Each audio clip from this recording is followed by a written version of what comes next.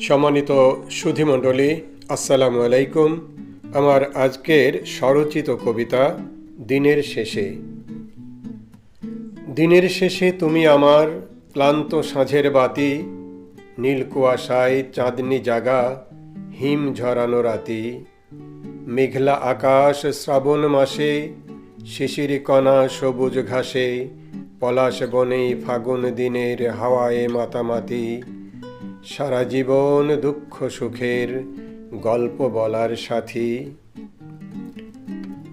চোখের কোণায় স্বপ্ন রঙিন ছোট্ট ঘরের কোণ, উষার আলোয় রাঙিয়ে ওঠা অবুঝ দুটি মন।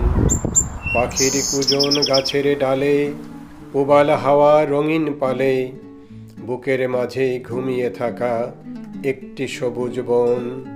জোয়ার জলে উছলে ওঠা প্রেমের শিহরণ, প্রেমের শিহরণ। ধন্যবাদ সবাইকে।